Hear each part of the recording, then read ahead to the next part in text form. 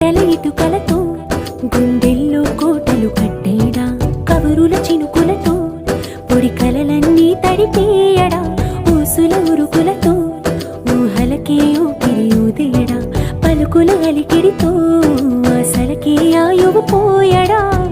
మౌన